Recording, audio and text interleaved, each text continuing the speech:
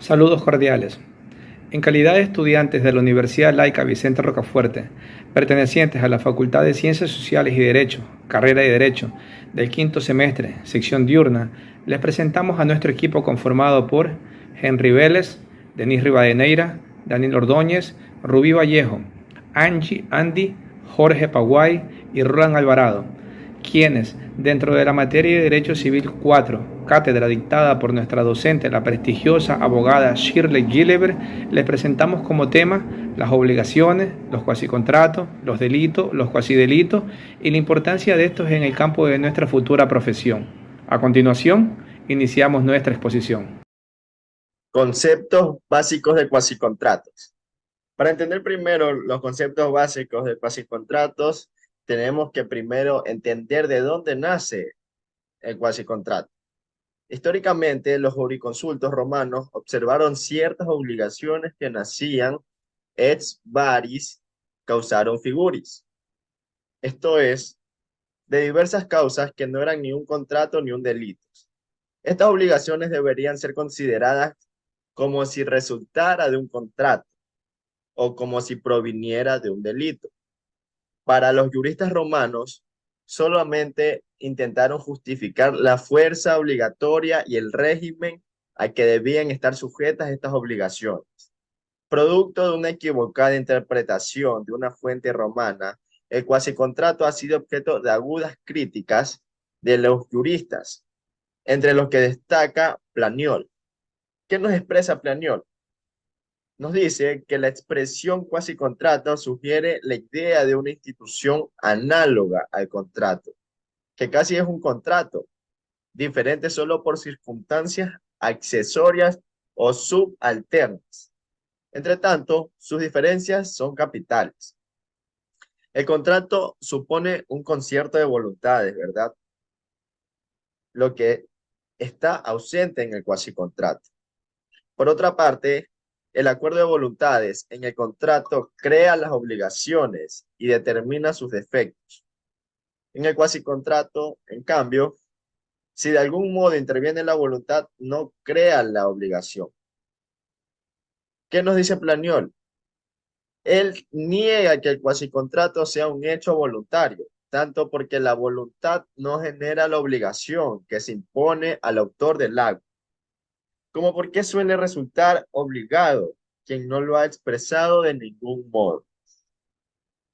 Después de esta pequeña reseña histórica, muy valiosa e importante para entender lo que es el cuasicontrato, de dónde nace y para qué nace, damos paso a la doctrina moderna, donde se menciona que los cuasicontratos son una figura jurídica que se caracteriza por generar obligaciones entre dos o más partes, sin que medie un acuerdo de voluntades expreso entre ellas. Es decir, la ley interviene para crear estos vínculos jurídicos, buscando principalmente la justicia, la equidad en las relaciones civiles. ¿Qué nos define el artículo 2184 del Código Civil? Las obligaciones que contraen sin convención, nacen o de la ley o del hecho voluntario de una de las partes. Si el hecho del que nace es lícito, constituye un cuasicontrato. Además, generan obligaciones para su autor con respecto a un tercero y en ocasiones obligaciones recíprocas entre las partes. Un ejemplo muy común que se ve al día a día es, podríamos decir, en servicio de emergencia médica. Supongamos que una persona sufre un accidente automovilístico y es llevada de urgencia a un hospital por una ambulancia sin que se haya establecido un contrato previo para tal servicio. En este caso, la persona que recibe la atención médica tiene una obligación de pagar por los servicios prestados, ya que ha recibido un beneficio. ¿Cuál es el beneficio? La atención médica. Y como resultado, a la acción voluntaria de la parte que proporcionó el servicio, que sería la ambulancia, el personal médico, aunque no haya un contrato explícito, se entiende por cuasicontrato. ¿Por qué se entiende como cuasicontrato? Ya que esto no fue un acto de voluntades, sino que fue por mera intención de proteger los derechos de la persona. La ley reconoce la obligación de pagar por estos servicios médicos recibidos en una situación de emergencia, lo que constituye un cuasicontrato, según lo establecido en el artículo 2184, expresado anteriormente. En palabras más simples, los cuasicontratos funcionan como contratos impuestos por la ley, donde la voluntad de las partes no es el factor determinante, sino que son las circunstancias y la necesidad de proteger derechos de los involucrados en lugar de la obligación. Características principales del cuasicontrato. Podemos empezar que es un acto voluntario, ya que la esencia del cuasicontrato es una de las partes realizan un acto voluntario. Pero si la intención explícita de crear una obligación legal, esto significa que la acción no se lleva a cabo con la intención de establecer un acuerdo vinculante, pero sin embargo la ley puede interpretarla como tal debido a las circunstancias y a las consecuencias que surgen de ella, como el ejemplo que les di anteriormente. Intervención de la ley. A diferencia de los contratos, donde las partes negocian los términos, las condiciones, en los cuasicontratos, la ley interviene para establecer la obligación, independientemente de la voluntad de las partes involucradas. ¿Qué nos hace entender esto? Incluso si las partes no están de acuerdo en establecer una relación contractual, la ley puede imponer obligaciones sobre ella si determina una situación cumple con los criterios para un cuasicontrato. Esto también es una obligación recíproca. En ciertos casos, el cuasicontrato puede generar obligaciones recíprocas para ambas partes. Aunque uno de los actos que llevan el cuasicontrato puede ser realizado por una sola parte. La ley puede imponer obligaciones equivalentes a la otra parte, dependiendo de las circunstancias y de la equidad de la situación. Esto es un enriquecimiento sin causa. Uno de los propósitos principales de los cuasicontratos es evitar o corregir situaciones en las que una persona se beneficia a expensa de otra sin ninguna justificación legal.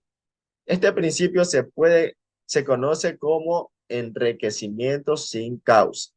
Los cuasicontratos pueden surgir para garantizar que en casos donde una parte se haya beneficiado injustamente a expensas de otra, se restablezca un equilibrio justo y se imponga obligaciones para compensar el enriquecimiento indebido. Como conclusión, los cuasicontratos juegan un papel fundamental en el derecho civil, ya que al proporcionar mecanismos legales para resolver situaciones en las que no existe un contrato previo entre las partes, pero donde la justicia y la equidad exigen que se establezcan las obligaciones. De esta manera se garantiza la protección de los derechos de los individuos y se fomenta la convivencia social armónica. En los elementos constitutivos del cuasicontrato en nuestro Ecuador, en el Código Civil de Ecuador no se encuentra como tal tipificado en un solo artículo, sino que se derivan a varios artículos del Código Civil ecuatoriano que regulan los cuasicontratos. El Código Civil no define claramente el alcance de estas dos instituciones, ni mucho menos qué es cada institución, por lo que no aporta soluciones concretas a las cuestiones planteadas al momento de saber cuáles son los elementos constitutivos del cuasicontrato. Aunque no hay un solo artículo que define o explica los elementos constitutivos del cuasicontrato, los principios y requisitos para la configuración de un cuasicontrato se derivan a la total disposición relevante de nuestro Código Civil ecuatoriano. En los elementos constitutivos principales en el contexto del derecho civil ecuatoriano, los cuasicontratos se componen de 3 elementos, los cuales son acción de una persona, beneficio y enriquecimiento injusto. Vamos a continuación ahora a detallar cada uno de estos elementos. En la acción de una persona, en el contexto de los cuasicontratos, la acción de una persona es el primer paso para desencadenar la posible existencia de una obligación cuasicontractual. Esta opción puede variar en naturaleza y alcance, pero en todos los casos implica que una persona lleve a cabo una actividad que tiene repercusión en los intereses de otra, sin estar necesariamente haber recibido una solicitud que expresa para hacerlo. La acción realizada debe ser de manera voluntaria y consciente, aunque no necesariamente con la intención específica de crear una obligación legal. Por ejemplo, si alguien toma la iniciativa de pagar una deuda pendiente de otra forma sin que se lo haya pedido, esta acción puede considerarse como el punto de partida para la generación de un cuasicontrato. Por ejemplo, compartamos otro ejemplo más. David, sin que nadie se lo haya pedido, decide reparar el techo de la casa de su vecino Miguel, que estaba en mal estado y filtraba agua cuando llovía. David actúa de manera voluntaria y consciente al llevar a cabo esta acción sin que Miguel se lo haya solicitado, sin pedir ayuda previamente. Esta acción que David hace desencadena el posible inicio de un cuasicontrato, ya que está realizando una actividad que beneficia a Miguel, sin haber recibido una solicitud expresa para hacerlo. Es importante destacar que la acción en sí misma no es suficiente para establecer un cuasicontrato. Debe ir acompañada de los otros elementos constitutivos como el beneficio para la persona y el enriquecimiento injusto. Ahora pasemos al segundo elemento, el beneficio. El segundo elemento clave para la existencia de un cuasicontrato es que la acción realizada por una persona genere un beneficio para otra. Este beneficio puede ser directo, como en el caso de recibir un pago por un servicio prestado sin solicitud previa, o indirecta, como cuando se realiza mejoras en una propiedad de otra persona sin su conocimiento, pero que aumentan su valor. El beneficio puede manifestarse de diversas formas, como la obtención de un bien o servicio, la reducción de una carga o deuda, o la mejora de una situación en particular. Lo fundamental es que la acción llevada a cabo por una persona que resulte un beneficio tangible o apreciable para la otra parte involucrada. Continuemos con el ejemplo anterior. Bien, la reparación del techo que realiza David beneficia claramente a Miguel, ya que ahora su casa estará protegida de las filtraciones de agua y su calidad de vida obviamente va a mejorar. El beneficio para Miguel es de forma directa y tangible, ya que un servicio de reparación sin tener que hacerlo él mismo ni contratar a alguien para que lo haga, esto cumple con el segundo elemento constitutivo de un cuasicontrato, que requiere que la acción de una persona genere un beneficio para otra. Es importante tener en cuenta que el beneficio debe ser real y significativo para que pueda considerarse como un elemento válido en la configuración de un cuasicontrato.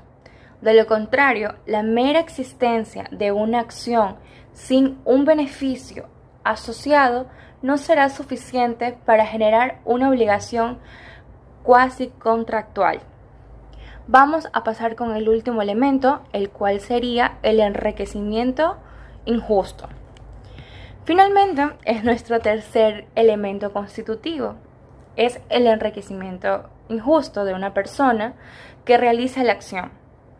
Esto significa que, como resultado de la acción llevada a cabo, esta persona obtiene un beneficio que no le corresponde de manera legítima, ya sea porque no tiene derecho a recibirla, porque causó perjuicio a otra o porque asumió una deuda ajena sin autorización.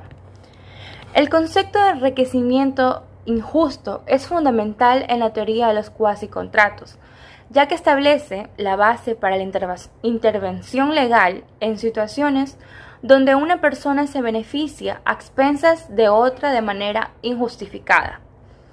La ley busca restablecer el equilibrio y la equidad en estas circunstancias, imponiendo obligaciones para convencer y compensar el enriquecimiento indebido y previamente el enriquecimiento injusto en el futuro. Finalmente, supongamos que Miguel se niega a pagarle a David por la reparación del techo, a pesar de que claramente se benefició del servicio. ¿Esto qué resultaría? Bien, esto resultaría un enriquecimiento injusto para Miguel, ya que obtuvo un beneficio sin tener que incurrir algún tipo de gasto por la reparación de su techo. Si David decide tomar acciones legales para recuperar el costo, contando que Miguel se benefició de manera injustificada a expensas de su trabajo y recursos. Para determinar si existe un enriquecimiento injusto, es necesario evaluar las circunstancias específicas de cada caso. Hay que tomar mucha en cuenta eso, considerando factores como la relación entre las partes, la naturaleza de la acción realizada y el impacto del beneficio obtenido. La equidad y la justicia son los principios rectores que guían la aplicación de este elemento en la configuración de un cuasi-contrato. Estos son los elementos constitutivos fundamentales que intervienen en la configuración de un cuasi-contrato, según la legislación ecuatoriana. Recordemos que los cuasi-contratos se refieren a situaciones en que una persona se beneficia de forma injusta, a expensas de otra, creando obligaciones que no existían previamente. Algunos de los cuasi-contratos reconocidos en nuestro Código Civil ecuatoriano está regulado en el libro cuarto de las obligaciones en general, título tercero de los cuasi-contratos, capítulo 1 y 2. Esto incluye la gestión de negocios ajenos, el pago de lo indebido, la indemnización de perjuicios y el enriquecimiento sin causa, estipulado en los artículos del 2182 al 2190 de nuestro Código Civil ecuatoriano. Los cuasicontratos son definidos y regulados por el Código Civil, ofreciendo un marco legal para situaciones en las cuales surgen obligaciones sin la existencia de un contrato formal entre las partes involucradas. En este contexto, es esencial comprender cómo el código define y delinea cada uno de estos cuasicontratos, así como los elementos y condiciones que los caracterizan. A través de esta definición legal, se proporciona una base sólida para comprender la naturaleza, alcance y aplicación de los cuasicontratos dentro del sistema jurídico ecuatoriano. En el artículo 2185 del código antes mencionado, se encuentran reconocidos de manera oficial tres tipos de cuasicontratos. Esos son, el primero es de la agencia oficiosa, el segundo es del pago de lo no debido y el tercero y último, el cuasicontrato de comunidad. En lo que respecta a la agencia oficiosa, ese se encuentra tipificado en los artículos desde el 2186 hasta el 2195 del Código Civil. Este lo define a la agencia oficiosa como un cuasicontrato por el cual el que administra sin mandato los negocios de alguna persona se obliga para con esta y lo obliga con ciertas cosas. Para definirlo de una mejor manera, este es un cuasicontrato que surge cuando una persona administra o interviene en los sucesos de otra sin su autorización previa, pero en beneficio de esta última. En este caso, el agente, también denominado como gestor, actúa en nombre e interés de otro sin tener un mandato o representación legal expresa para hacerlo. Para el autor Bellararo, considera que este cuasicontrato es una interferencia deliberada en la esfera jurídica ajena, que la ley no prohíbe ni condena, porque se funda en un sentimiento de solidaridad social y tiene un propósito benefactor que debe ser alentado. Tenemos un ejemplo. Si un pariente o persona conocida se ausenta del país sin dejar administrador de sus negocios, se puede intervenir oficiosamente ejecutando los hechos y actos necesarios para el funcionamiento de los mismos. Se actúa, pues, sin mandato y sin que exista obligaciones legales de administrar bienes ajenos, como sucede con el guardador. En lo que respecta a los elementos, hemos identificado 7. El primero es el agente oficioso, quien es el que realiza la gestión del negocio ajeno. Tenemos el interesado, quien es el dueño de lo que el agente oficioso está resguardando. El tercer elemento es la voluntad, que debe existir la participación voluntaria respecto de negocios ajenos, pues si se proviene de la ley, estaríamos frente a la guarda, y si proviene del encargo hecho por el interesado, se trataría de un mandato. Tenemos la administración de lo ajeno. Este debe referirse a la administración de bienes ajenos, que impliquen actos jurídicos o materiales. Tenemos un ejemplo. Contratar a un tercero para que efectúe reparaciones sobre un bien que no le pertenece, sin que se pueda considerar como agencia oficiosa los actos realizados en negocio propio creyéndose ajenos. La gestión oficiosa no procede cuando de por medio existe prohibición del propietario del bien y la intromisión es forzada contra la negativa expresa.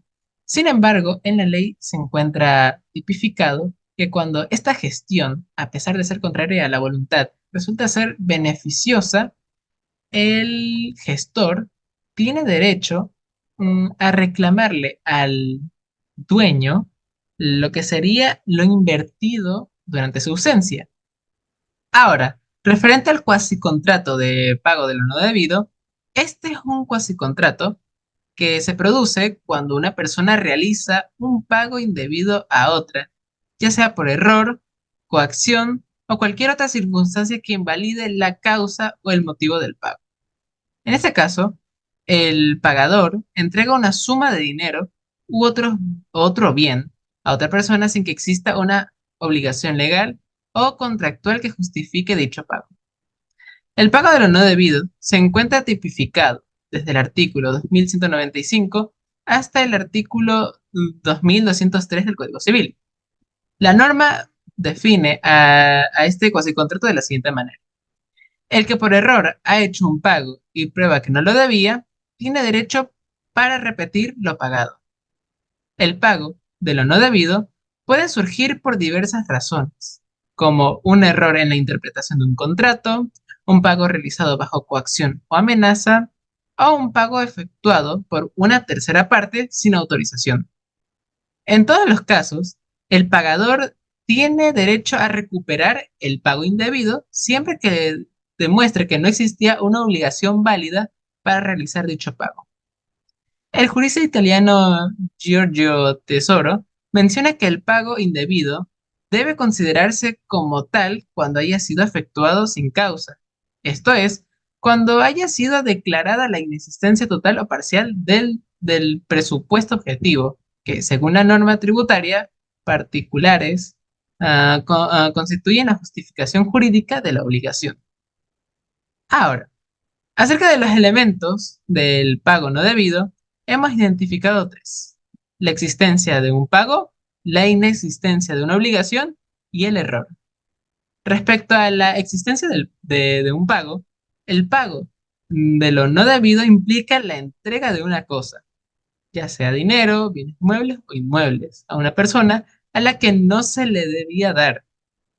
Este pago suele constituir en la entrega de una cierta cosa y determinada, lo que precede a la restitución total del dinero o cosa fungible entregada. Tenemos la inexistencia de una obligación. Para que proceda la acción de recuperatoria o de repetición del pago de lo no debido, se requiere que la entrega de la cosa no obedezca una relación preestablecida entre las partes, es decir, que exista falta de causa en el pago. Esto puede ocurrir cuando falta la relación de obligaciones entre quien paga y quien recibe. También cuando el pago no está fundamentado ni se trata de una obligación puramente natural. Parte de este texto se encuentra establecido en el artículo 2197. Y por último, tenemos el error. El artículo 2195 del Código Civil ecuatoriano establece que el que por error ha hecho un pago y prueba que no lo debía, tiene derecho para repetir lo pagado. Por lo tanto, el pago de lo no debido se produce cuando una persona cumple por error algo que no debía, ya sea porque la obligación no llegó a nacer o porque se extinguió y una vez se extingue, se realizó el pago. Ahora, respecto a este cuasicontrato, este posee algunas excepciones. Retomando el artículo 2195, cuando una persona, a consecuencia de error suyo, terminó pagando una deuda ajena, no tiene derecho para repetir contra el que, a consecuencia del pago, ha presumido o cancelado un título necesario para el cobro de su crédito. Sin embargo, este, el que pagó, tiene derecho a repetir contra el deudor, es decir, la persona que debía este crédito. Por otra parte, tenemos el artículo 2196, que establece una excepción cuando este pago se realizó para cumplir una obligación puramente natural. La comunidad es un cuasicontrato que se establece cuando dos o más personas comparten la propiedad o el uso de un bien o un conjunto de bienes de forma indivisa. Es decir, sin que exista una división clara de los derechos de propiedad entre los copropietarios. En este caso, cada copropietario tiene derechos y obligaciones sobre el bien común en proporción a su participación en la comunidad. El cuasicontrato de comunidad se encuentra tipificado desde el artículo 2204 hasta el artículo 2213 del Código Civil. La norma establece que cuando dos o más personas comparten la propiedad de una cosa universal singular, sin que ninguna de ellas haya contratado sociedad o celebrado otra convención relativa a la misma cosa, es calificado como un cuasi contrato. Según la doctrina de Fuenteseca, la constitución de una comunidad, ya sea de bienes o de derechos, se da entre varias personas sin haber mediado un acuerdo. Esto es, sin que haya existido voluntad de conformar la comunidad. Es decir, según la visión de este jurista, se trata de una situación de copropiedad accidental surgida de un modo accidental, ya sea por actos materiales, como la confusión, o actos jurídicos, como la institución de varios herederos o legatarios. Ahora, la comunidad puede surgir de diversas formas, como a través de la herencia de un bien entre varios herederos, la adquisición conjunta de una propiedad entre dos o más personas, o la formación de una sociedad o asociación en la que los socios comparten la propiedad de ciertos activos. En todos los casos, la comunidad implica la coexistencia de derechos y obligaciones entre los copropietarios, que deben administrar y utilizar el bien común de manera equitativa y conforme a la ley. Tenemos un ejemplo. Dos amigos que adquieren conjuntamente una casa de vacaciones sin formalizar ningún contrato de sociedad ni otros acuerdos escritos sobre la propiedad. Ambos contribuyen con fondos para la compra y comparten el uso y los gastos asociados con la propiedad, como es el mantenimiento y el pago de los impuestos. Aunque no hayan establecido formalmente las reglas para administrar y el disfrute de la casa, la ley considera su relación como una comunidad de bienes, lo que implica que tienen derechos y obligaciones por igual sobre la propiedad. Ahora, respecto a los elementos, he podido identificar cinco. El primero son los comuneros, la segunda es la voluntariedad, el tercero es el objeto en común, la cuarta es la ausencia de una convención y la quinta es la obligación recíproca. El primero, los comuneros, deben haber al menos dos personas que tengan derechos sobre la misma cosa sin que mide un contrato de sociedad u otra convención entre ellos. La voluntariedad eh, significa que la comunidad surge de un hecho voluntariado de las partes, aunque no exista intención de producir efectos jurídicos. El objeto común significa que la comunidad recae sobre una cosa universal o singular, es decir, puede ser un bien específico o un conjunto de bienes. La ausencia de convención quiere decir que no debe existir un contrato de sociedad u otra convención entre los comuneros relativa a la cosa común o la cosa en cuestión. Y por último, las obligaciones recíprocas, que quiere decir que el cuasicontrato de comunidad genera obligaciones y derechos recíprocas entre los comuneros. Ahora, respecto a los derechos, cada comunero sobre la cosa en común son equiparables a los de los socios en una sociedad. Esto implica que cada comunero tiene un interés proporcional en la propiedad común y puede participar en la toma de decisiones relacionadas con su administración y disposición. En lo que respecta a obligaciones, estas deben contribuir a las obras y reparaciones necesarias para mantener la propiedad en una condición adecuada, en una buena condición. Estos deben de restituir lo que se saca de la comunidad para evitar el enriquecimiento injusto y perjudicar de esta manera a los demás copropietarios. Todos deben tener y obtener cantidades iguales, podríamos decir. Tienen que hacerse cargo de las deudas contraídas en beneficio de la comunidad, aunque esta deuda eh, la tiene que cumplir el quien la contrae. Es decir, si un comunero la obtiene, tiene esa deuda, él es el responsable de cumplirla, aunque también existen casos en donde la deuda es contraída de forma colectiva. En este caso, todos los comuneros tienen que am, serse responsables de esta deuda. Ahora, los frutos generados por la cosa en común deben dividirse entre los comuneros de forma proporcional. Ahora, existen dos maneras para que este cuasicontrato pueda terminar. La primera es cuando todas las cuotas de los comuneros se centran en una sola persona y la segunda manera en la que este se disuelve o se termina es cuando se destruye la cosa en común o en la que todos estaban en copropiedad. Delitos y cuasidelitos. En el derecho civil, los delitos son la tercera causa que produce las obligaciones y los cuasidelitos la cuarta.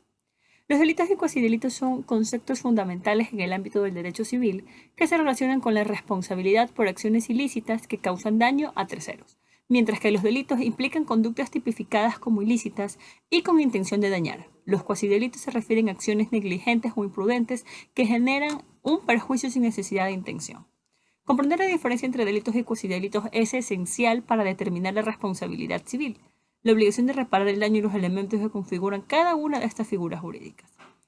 Según el libro de Portier, Tratado de las Obligaciones, nos dice que los delitos o cuasidelitos difieren de los cuasicontratos, en el hecho de donde resulta el cuasicontrato es un hecho permitido por las leyes, en lugar de que el hecho de que forma el delito o cuasidelito que es un hecho punible.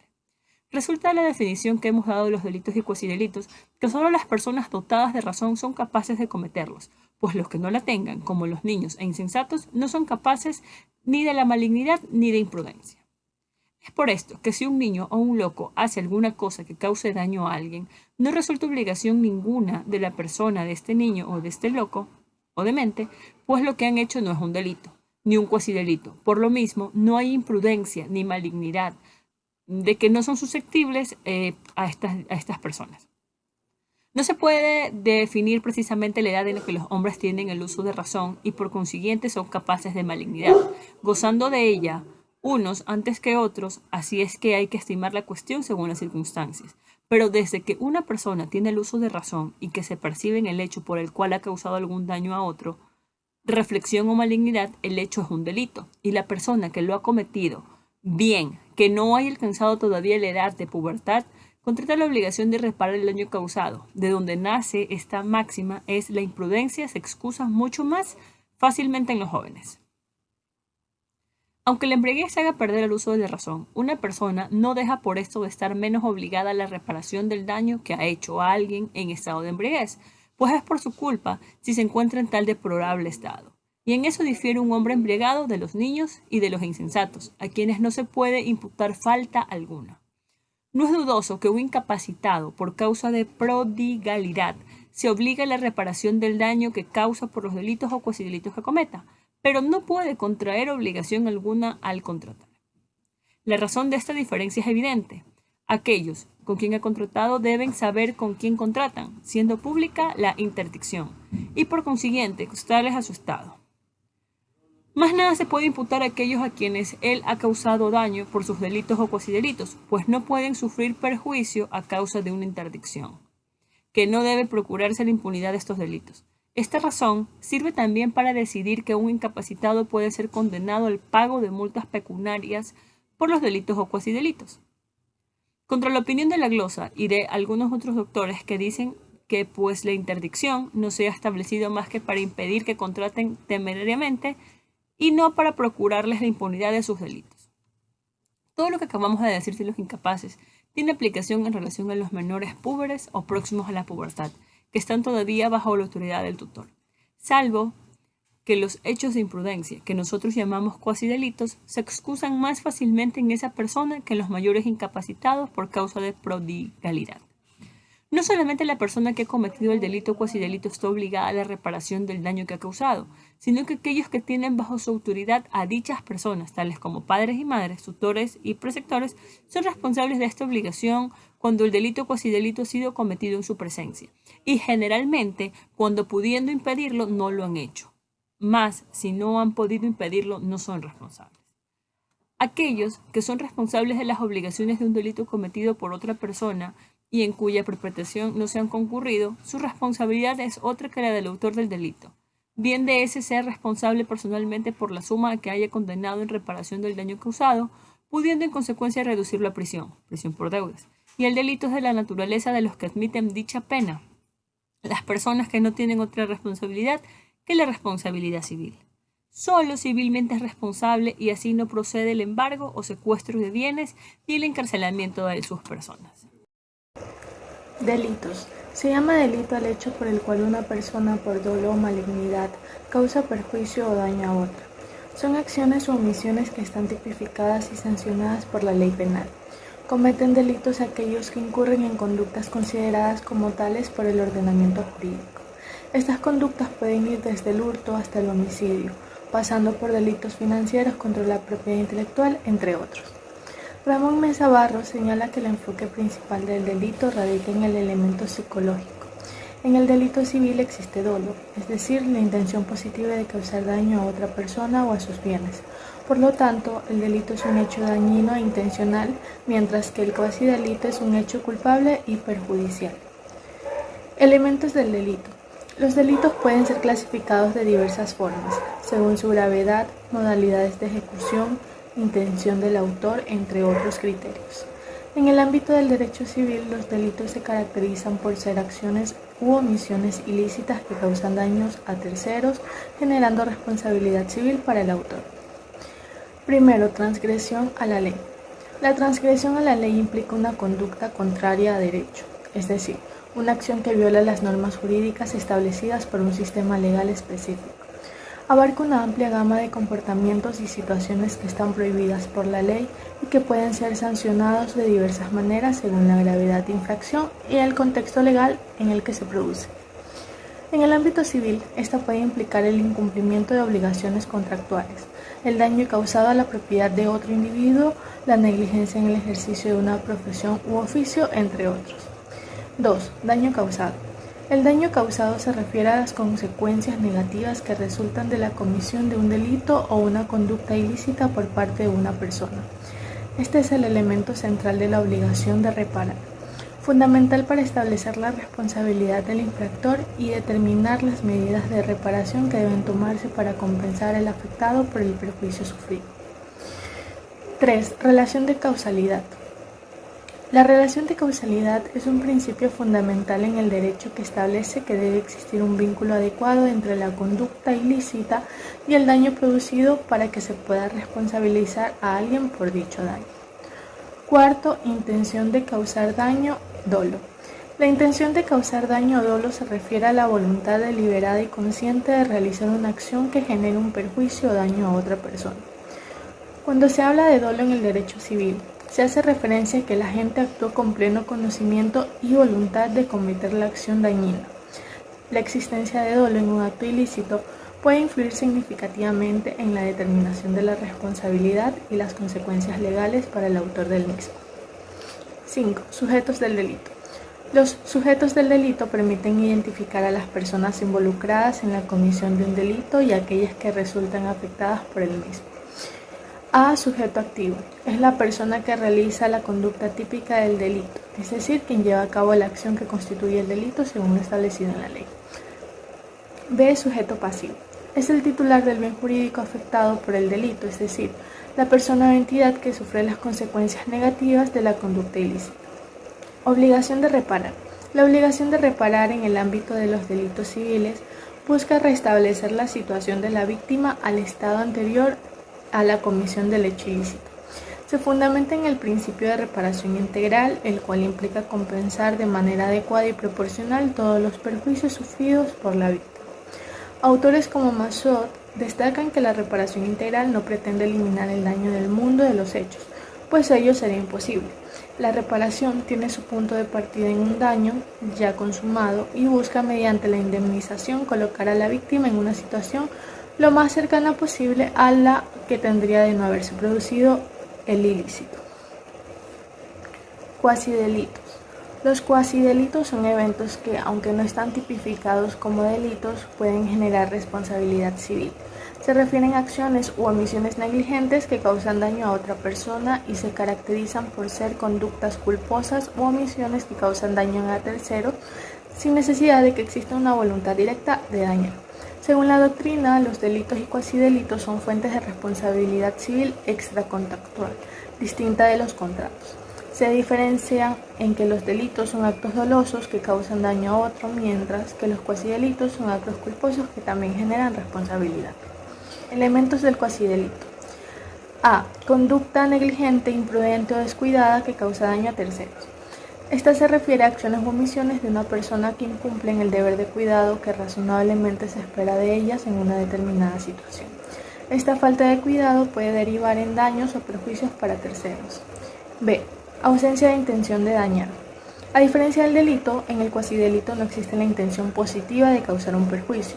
La ausencia de intención de dañar se refiere a situaciones en las que una persona realiza una acción que resulta en daño para otra persona, pero sin tener la intención deliberada de causar ese daño. C. Relación de causalidad entre la conducta culposa y el perjuicio. Esta se refiere a la conexión directa entre la acción negligente, imprudente o descuidada de una persona y el daño sufrido por otra persona como resultado de esa acción. Además, en el contexto de los cuasidelitos se presentan diversas figuras que implican situaciones específicas que pueden generar responsabilidad civil. A. Effusum et deiectum. Esta figura se refiere a la responsabilidad por los daños causados por la caída de objetos o líquidos desde una propiedad a la vía pública o a propiedades vecinas. Se basa en la falta de cuidado en mantener la propiedad de manera segura para evitar daños a terceros. B. Positum vel suspensum. Esta figura se aborda la responsabilidad por los daños causados por objetos colocados o suspendidos en un lugar inadecuado, lo que puede resultar daños a terceros. C. El juez que hacía suyo el litigio dictando una sentencia injusta.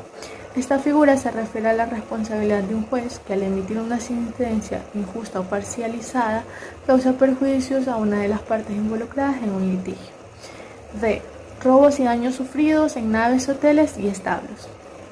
Esta figura se contempla a la responsabilidad por los robos y daños sufridos en naves, hoteles y establos, donde los propietarios o responsables de estos establecimientos pueden ser considerados responsables por los perjuicios sufridos por sus clientes o terceros. Tipos de culpa en el cuasidelito. Según lo establecido en el Código Civil chileno, los tipos de culpa en el ámbito de los cuasidelitos se definen por el grado de diligencia que se espera de una persona en el cuidado de sus propios asuntos. A. Culpa leve. Este tipo de culpa se caracteriza por un actuar negligente, pero no gravemente descuidado. El agente no ha puesto el cuidado necesario, pero tampoco ha incurrido en una imprudencia temeraria. B. Culpa grave. Este tipo de culpa implica un actuar gravemente negligente que se aparta de manera significativa del estándar de cuidado exigible. El agente ha incurrido en una imprudencia manifiesta, demostrando una total falta de previsión y precaución. C. Culpas levísimas. Este tipo de culpa implica un actuar descuidado que se aparta mínimamente del estándar de conducta exigible. El agente ha incurrido en una leve negligencia, demostrando una pequeña falta de previsión o precaución. Responsabilidad civil derivada del cuasidelito. Esto implica la obligación de reparar el daño causado por una conducta negligente o imprudente, siguiendo el principio de reparación integral del perjuicio. A. Obligación de reparar el daño causado por la conducta culposa. Cuando una persona, a través de una conducta negligente, imprudente o descuidada, causa un daño a otra, surge para el autor la obligación de reparar integralmente ese perjuicio. Esta responsabilidad se fundamenta en el principio de que nadie debe causar daño a otro, alterum non laedere, y en la necesidad de restablecer el equilibrio alterado por el hecho ilícito. B. Principio de reparación integral del perjuicio. La reparación del daño causado por un cuasidelito debe ser integral, buscando restablecer la situación de la víctima al estado anterior al hecho ilícito. Este principio implica que la indemnización debe ser proporcional al perjuicio sufrido sin generar un enriquecimiento injusto ni dejar a la víctima en un estado de desprotección. C. Transmisibilidad de la acción de daños en el ámbito civil. Esto significa que en caso de fallecimiento del autor del hecho ilícito, la obligación de reparar el daño se transmite a sus sucesores, quienes deben responder con el patrimonio del causante. Diferencias entre delitos y cuasidelitos. A. En el cuasidelito no hay dolo sino culpa. En el delito, el dolo implica la voluntad consciente de realizar una conducta prohibida. En cambio, en el cuasidelito, la responsabilidad se basa en que la culpa implica una conducta negligente, imprudente o descuidada que causa daños a terceros. B. El cuasidelito es un hecho culpable y perjudicial, mientras que el delito es intencional. El cuasidelito se caracteriza por ser un hecho culposo, es decir, un acto u omisión no intencional que provoca un daño a otra persona. Por otro lado, el delito es un acto intencional que infringe la ley penal con dolo, es decir, con intención deliberada de cometer un ilícito penal. C. Distinta naturaleza de la sanción. Reparación del daño en el cuasidelito versus pena del delito. En el cuasidelito, la sanción principal es la reparación del daño causado a la víctima. La responsabilidad se centra en compensar los perjuicios sufridos por la conducta culposa del agente. En contraste, en el delito, la sanción puede implicar penas establecidas por la ley penal, como prisión, multas u otras medidas punitivas. La finalidad es castigar al autor por su conducta intencionalmente ilícita. A continuación, yo les voy a hablar sobre la responsabilidad. Para iniciar esta parte de la exposición, debemos tomar como base y como punto de partida el significado de responsabilidad en el derecho como aspecto general para saber aplicar y exigir que ésta se aplique correctamente y en el sentido literal de la ley. Por tal motivo, la pregunta básica es: ¿qué es la responsabilidad en el derecho? Y la doctrina nos dice que, según el diccionario de Guillermo Cabanelas, la responsabilidad es la obligación de reparar y satisfacer por uno mismo o en ocasiones especiales por otro la pérdida causada, el mal inferido o el daño originado. La responsabilidad también es reconocer toda deuda material, como también podría ser toda deuda moral que trae consigo el cargo de conciencia por un error. La responsabilidad es el deber de sufrir las penas establecidas por los delitos o faltas cometidas por dolo o culpa. En conclusión, la responsabilidad es la capacidad para aceptar las consecuencias de todo acto y decisión consciente y voluntario. Como opinión, con esta información utilizada como base y doctrina complementaria, estaremos en capacidad de poder entender y comprender de manera más amplia la responsabilidad dentro de las obligaciones en el campo del derecho. Como base legal, para contextualizar la responsabilidad en el derecho civil ecuatoriano, es necesario mencionar que esta se encuentra comprendida en los artículos 2220, 2221, 2222, 2223 de nuestro Código Civil Y, según el artículo 2220 del Código Civil ecuatoriano, toda persona es responsable, no solo de sus propias acciones, sino del hecho que estuvieran a su cuidado. Así, los padres son responsables del hecho de sus hijos menores que habiten en la misma casa.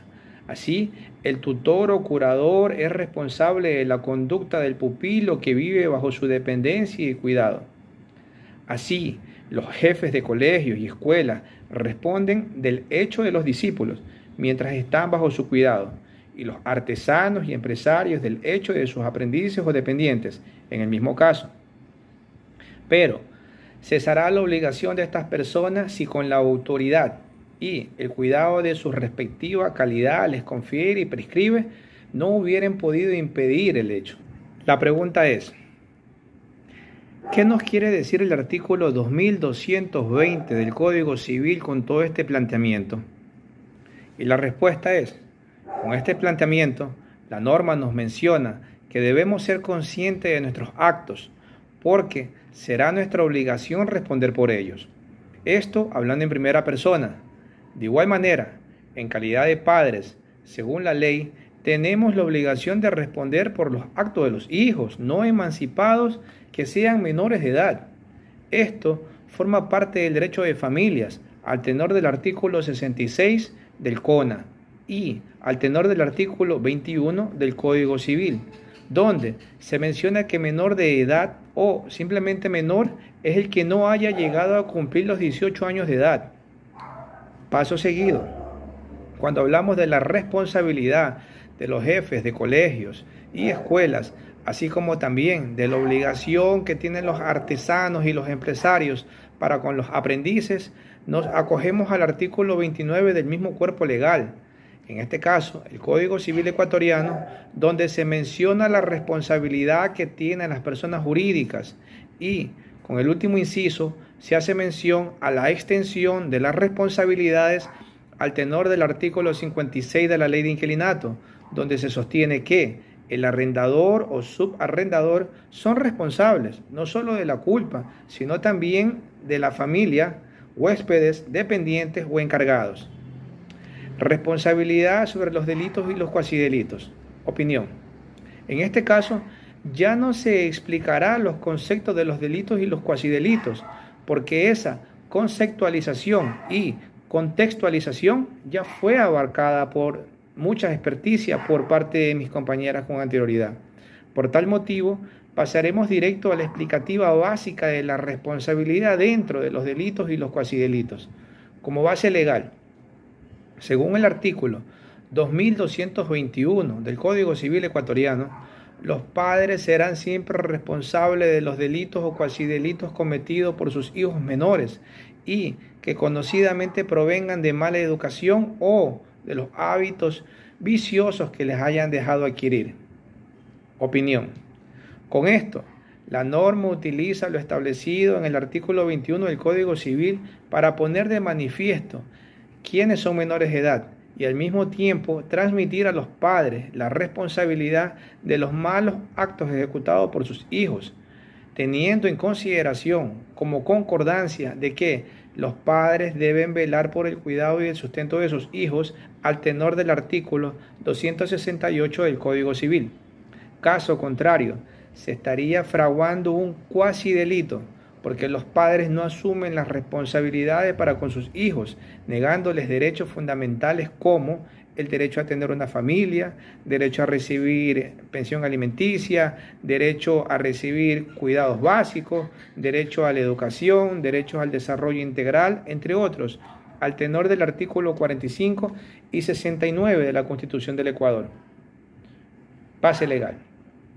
Según el artículo 2222 del Código Civil, los empleadores responderán de la conducta de sus empleados domésticos en el ejercicio de sus respectivas funciones, y esto, aunque el hecho de que se trate no se haya ejecutado a su vista, pero no responderán de lo que hayan hecho sus empleados domésticos en el ejercicio de sus respectivas funciones. Si se probara que las han ejercido de un modo impropio que los empleadores no tenían medio de proveer o impedir, empleando su autoridad y el cuidado ordinario. En este caso, toda responsabilidad recaerá sobre los empleados domésticos. Opinión. Con esto, la ley utiliza la norma en el artículo 2222 del Código Civil y lo pone en concordancia con el artículo 1695 del mismo cuerpo legal, para mencionar que en el hecho o culpa de deudor se comprende el hecho o culpa de la persona por quienes fueran responsables. Quiere decir que el empleador es responsable por las acciones del trabajador doméstico. De igual manera, en el ámbito de los arriendos, se hace mención a la extensión de las responsabilidades al tenor del artículo 56 de la Ley de Inquilinato, donde se sostiene que el arrendador o subarrendador son responsables no solo de su culpa, sino también de su familia, huéspedes, dependientes o encargados, dándonos a entender que, en caso de que se presente un supuesto delito o cuasi delito, el arrendatario asumirá la responsabilidad de los hechos ejecutados por cualquier miembro de su familia o cualquier visita que se encuentre en su lugar. Base legal. Según el artículo 2223 del Código Civil, el dueño de un edificio es responsable para con terceros que no se hallan en el caso del artículo 978 de los daños que se ocasionan por la ruina del edificio acaecida por haber omitido las reparaciones necesarias o por haber faltado de otra manera al cuidado de un buen padre de familia. Si el edificio perteneciere a dos o más personas pro indiviso, se dividirá entre ellas las indemnizaciones o prórrata de su cuota de dominio. Con esto, la norma es clara y obliga a asumir sus responsabilidades a los dueños de edificios en mal estado, por cualquier daño que sufran terceros, por la falta de mantenimiento a los inmuebles de los cuales son propietarios, pero si el bien inmueble llegase a colapsar por motivos fortuitos, tales como un terremoto, un rayo u otro motivo circunstancial, no se obligarán a pagar indemnización alguna a ningún tercero. El daño y daño moral. ¿Qué es daño y qué es moral? El diccionario de la Real Academia Española define el daño como el mal, perjuicio, aflicción o privación de un bien, y moral como algo relativo de las acciones de las personas desde el punto de vista de su obrar en relación con el bien o el mal, y en función de su vida individual y sobre todo colectiva. En el ámbito jurídico, el concepto de daño abarca tanto el menoscabo material como el moral, sufrido por una persona como resultado de una acción ilícita, mientras que el daño material se refiere a la pérdida económica o material. El daño moral concierne al sufrimiento emocional, psicológico o reputacional. En el contexto legal, la indemnización surge como mecanismo para compensar adecuadamente a la parte afectada y restaurar en la medida de lo posible el equilibrio alterado por el perjuicio sufrido. La indemnización, ya sea por el daño material o moral, busca no solo resarcir el perjuicio causado, sino también otorgar una reparación justa y proporcionada a la gravedad del daño infligido, reconociendo así la importancia tanto de la integridad patrimonial como de la dignidad y bienestar emocional de la persona afectada. Por ejemplo, el artículo 2341 del Código Civil ecuatoriano establece que el que causa un daño a otro está obligado a indemnizar, lo que proporciona el fundamento legal para la reparación del daño material en casos de responsabilidad extracontractual.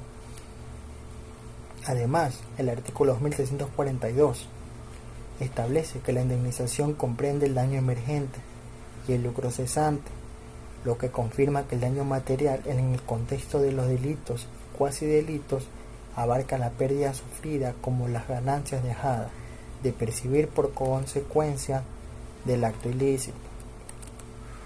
En el ordenamiento jurídico, el daño moral se refiere a la lesión o detrimento subjetivo que afecta no solo el ahorro, el crédito y el buen nombre de una persona, sino también a la persona misma. Aunque la legislación ecuatoriana no proporciona una definición específica de daño moral, se puede apreciar su tratamiento en el Código Civil y la jurisprudencia. El daño causado. El daño material o patrimonial es menoscabo o detrimento que se produce en los bienes u objetos que forman parte del patrimonio de una persona. Estos son susceptibles de una valoración económica a través de un baremo, una factura, presupuesto o informe pericial. Por lo tanto, deben ser indemnizados según estas valoraciones, que fácilmente puede cuantificar el perjuicio. Además, hay que tener en cuenta que el daño material, un concepto bastante amplio, pues el referido menoscabo incluye también lo que jurídicamente se conoce como daño emergente y lucro cesante. El primero hace referencia a la pérdida o disminución del valor económico ya existente, es decir, se refiere al empobrecimiento de dicho patrimonio. Sin embargo, el segundo, el lucro cesante, el concepto implica una frustración de las ventajas económicas esperadas y por lo tanto la pérdida de un enriquecimiento patrimonial. B. El daño moral. El daño moral es una limitación que sufre una persona, ya que tiene una afectación emocional al basarse en un sufrimiento psíquico, un trastorno psicológico. Por lo tanto, a diferencia del daño material, resulta mucho más difícil de valorar económicamente cuál sería la indemnización que se debe pagar a la víctima del daño moral, por no existir hoy en día una tabla destinada a valorar, entre comillas, el precio del dolor, como sí existe en Francia. Así pues, la cuantificación de la indemnización a pagar a la víctima que ha sufrido y reclama daños morales deben dejarse a la decisión de los jueces y tribunales, una vez examinadas las pruebas médicas en el procedimiento judicial y demostrado que el daño es real y cierto. Tipos de daño. Los tipos de daño en el ámbito jurídico se subdividen en 3 categorías que ayudan a comprender mejor las implicaciones y alcances a los perjuicios sufridos. 1. El daño actual. Este tipo de daño se refiere al menoscabo que ya ha ocurrido y es cuantificable en el momento presente, es decir, se trata del perjuicio efectivo y tangible que una persona ha sufrido como resultado de un hecho ilícito. Por ejemplo, si un vehículo sufre daños en un accidente, el costo de las reparaciones sería considerado como daño actual. El daño emergente. Contrario al daño actual, el daño emergente hace referencia a los perjuicios que se prevén o esperan objetivamente en el futuro como consecuencia del hecho ilícito. Estos daños aún no se han materializado por completo, pero son anticipados en función de las circunstancias del caso. Por ejemplo, si un individuo sufre lesiones en un accidente, los gastos médicos futuros y la pérdida de ingresos pueden ser considerados como daño emergente. El lucro cesante. Este tipo de daño se refiere al beneficio económico que una persona deja de percibir como consecuencia del perjuicio sufrido. Se calcula considerando las ganancias o ingresos de la persona que habría obtenido de no haber ocurrido el hecho ilícito. Por ejemplo, una persona que trabaja de pago por día, le pagan el día. Esta persona sufre un accidente, deja de percibir al menos una semana de paga, es decir, 5 o 6 días laborables. Eso es un periodo determinado. Eso es el lucro cesante, se refiere a las ganancias perdidas durante ese tiempo. Estos tipos de daños son fundamentales en el ámbito jurídico para determinar la compensación adecuada que debe ser otorgada a la parte afectada como resultado del perjuicio sufrido. La evaluación precisa de cada tipo de daño es esencial para garantizar una reparación justa y equitativa para la persona perjudicada. En el Código Civil ecuatoriano, el daño moral se configura con la violación de derechos que protegen la seguridad personal, la paz, la tranquilidad del espíritu, la privación, la libertad individual, la integridad física y afectaciones legítimas, como el honor y la honra. En conjunto, estos artículos delinean las responsabilidades del derecho y derechos en casos de daños causados por ruinas, edificios, animales o objetos alrededor de edificios, así como la compensación por daños morales y las condiciones para su demanda. Estos artículos se encuentran en el Código Civil, comenzando básicamente el artículo 2224 al artículo 2237. Estos artículos regulan diversos aspectos relacionados con la reparación del daño, incluyendo quién puede demandarla, en qué casos, cómo se prescribe la acción, así como la acción popular en casos de daños contingentes. La naturaleza del daño moral, adentrándonos un poco en las personas jurídicas. El daño moral no cabe en personas jurídicas con ánimo de lucro. Esta discusión se centra en que si las personas jurídicas, especialmente aquellas con fines de lucro, pueden ser sujetos de daño moral. Se argumenta que el daño moral está dirigido a las personas y no a las entidades con fines de lucro, ya que estas últimas no tienen función de utilidad, sino exclusivamente de beneficio económico. La responsabilidad penal versus la civil. En el ámbito legal, la responsabilidad penal se refiere a la obligación que tiene una persona de responder ante un delito cometido y enfrentar a las consecuencias establecidas por la ley penal, como penas de prisión, multas, etc. Por otro lado, la responsabilidad civil se relaciona con la obligación de reparar el daño causado a otra persona a través de una indemnización económica u otras medidas compensatorias, independientemente de si hubo o no un delito penal. En el caso específico de las personas jurídicas, su responsabilidad penal se reconoce en muchos sistemas legales, incluyendo el ecuatoriano. Sin embargo, la responsabilidad civil por daño moral puede no estar tan definida en la legislación, lo que puede llevar a ciertas lagunas en la protección de los derechos de las personas afectadas. Indemnización por daño moral. Indemnización por daño moral.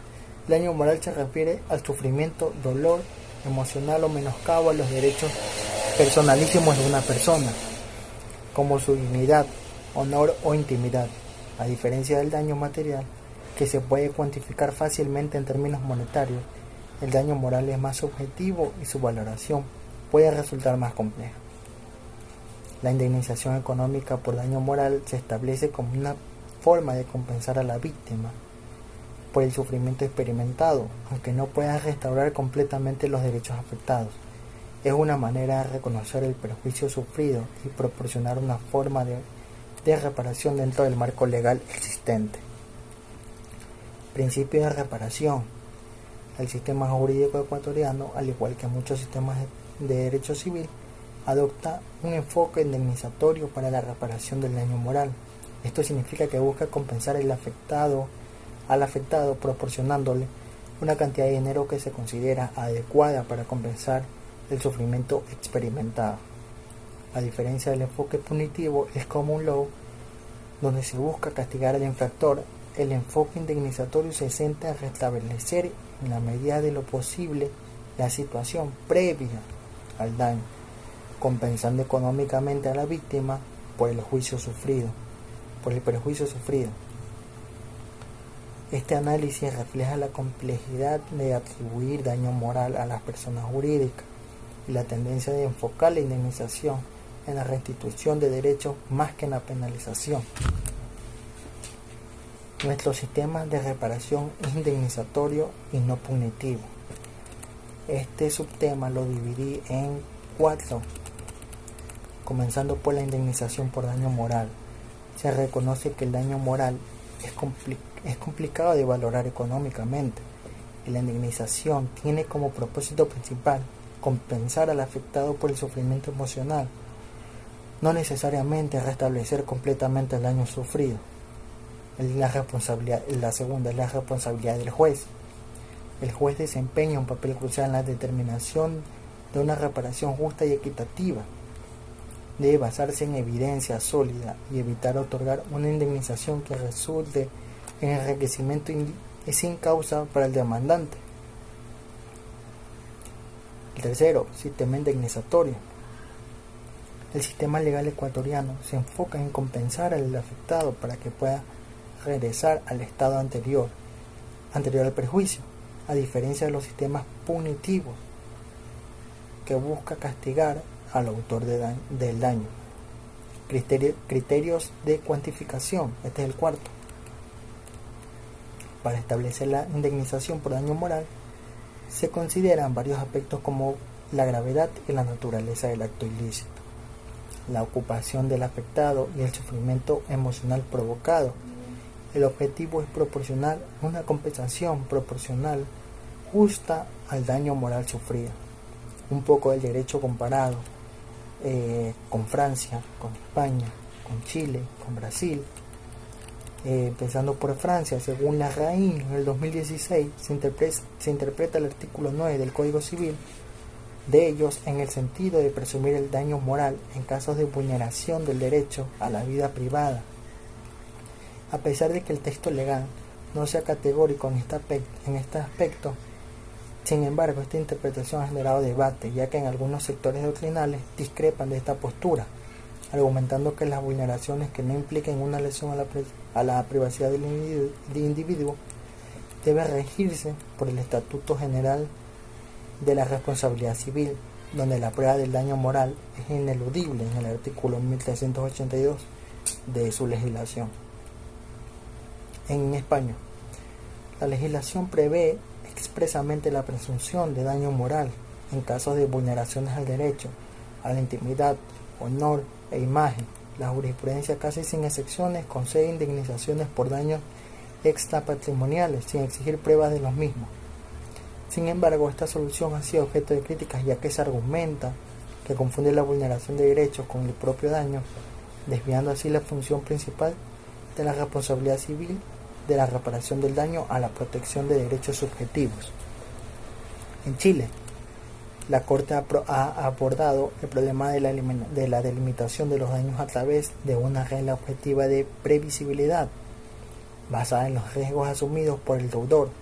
Sin embargo, esta postura no ha sido uniforme, ya que los tribunales consideran diversos elementos para determinar el daño indemnizable, siendo la naturaleza de la prestación un factor preponderante, aunque en ocasiones la jurisprudencia ha asociado el daño moral a la lesión de derechos fundamentales, como el honor y la imagen. La doctrina chilena en general sostiene que el daño moral debe ser probado. En Brasil, la reparación del daño moral establecida en el artículo 186 del Código Civil de su legislación, que dispone que aquel que por acción u omisión viole un derecho y cause daño a otro, incluso de una manera exclusivamente moral, comete un acto ilícito. Sin embargo, la dogmática civil clásica tiende a asociar el daño moral con una concepción subjetiva basada en el sufrimiento individual, lo que refleja una diferencia respecto a otros sistemas jurídicos mencionados. Un poco de jurisprudencia. Tenemos yo puse aquí dos juicios. El juicio número 1771-1 del 2011 básicamente habla de un caso específico. Se discutió la indemnización por daño moral. El actor alegó haber sufrido daño moral debido a supuestas ofensas causadas por el demandado y otros en un evento científico internacional. Sin embargo, no se demostró que dichas ofensas se hubieran proferido contra el actor. La sentencia consideró que el daño moral va más allá del sufrimiento y afecta la honra y el buen nombre, generando el deber de indemnizar. En la práctica, el juez debe considerar las pretensiones de la parte actora, determinar el valor de la indemnización de acuerdo con las circunstancias del caso. Es importante señalar como punto de partida que el daño moral debe ser siempre indemnizado. Para esto exponemos el comentario del tratadista Martínez. En el 2014 dice: considera que el daño es moral siempre y cuando cause en los individuos efectos como aflicciones o privación de un bien, ya que es un agravio implicado con la violación de alguno de los derechos personalísimos, sea de sus derechos subjetivos que protegen como bien jurídico las facultades o presupuestos de la personalidad, la paz, la tranquilidad de espíritu, la vida íntima o derecho de privacidad, la libertad individual, la integridad física, el honor, la honra de la persona, etc. La evaluación del daño moral. la evaluación judicial del daño moral. La cuantificación queda estrictamente bajo la responsabilidad del juez y según su criterio considerar cómo reparar el daño, puesto que a que las indemnizaciones sean dinero o cosas materiales, no lograr satisfacer o mejor el daño moral que la persona siendo afectada pretende que se restituya su derecho. En otro juicio número 270-2011. Este juicio se basó en la aplicación de los artículos 2231 y 2232. El análisis de la sentencia la dividí en 4 para no profundizar mucho: en el debido proceso, en el daño moral, en el criterio judicial y la indemnización. En el debido proceso, la sentencia aborda el recurso de casación interpuesto contra una decisión que aceptó una demanda por daño moral. Se enfoca en la correcta aplicación del debido proceso y la motivación adecuada de la sentencia. El daño moral. Se discute la necesidad de calificar una denuncia como maliciosa o temeraria para que proceda la acción de daño moral, concluyendo que no es un requisito previo necesario. El criterio judicial, la sala civil y mercantil establece que la presentación de una denuncia por sí sola no constituye fuente de daño moral, a menos que haya sido declarada maliciosa o temeraria. Y por último, indemnización. Se destaca que la indemnización por daño moral no busca enriquecer a la víctima, sino compensar el daño sufrido de manera equitativa y proporcional, respetando el principio de no causar un enriquecimiento sin causa. Conclusión. Nuestro Código Civil, en calidad de norma supletoria de la Constitución del Ecuador, se rige en concordancia con las leyes constitucionales y nos brinda de forma directa, clara y amplia la normativa suficiente que nos muestra el camino a seguir para lograr encontrar luz dentro del ordenamiento jurídico ecuatoriano y nos ayuda, en este caso particular, a definir los conceptos y los usos correctos para asumir las obligaciones, los contratos, los cuasicontratos, los delitos y los cuasidelitos en conjunto con las responsabilidades, teniendo siempre conciencia de que toda acción tendrá siempre una reacción. Y dentro del derecho civil, si existe algún perjuicio manifiesto, este se subsanará con el pago por daños, tanto materiales como integrales, sean estos físicos o morales. Todo considerando que simplemente son efectos que surgen de cada uno de los hechos jurídicos motivos de esta exposición. Para finalizar, podemos decir que hasta aquí llega nuestra participación de parte de nuestro grupo. De manera unánime mencionamos que ha sido un gusto exponer para ustedes. Muchísimas gracias.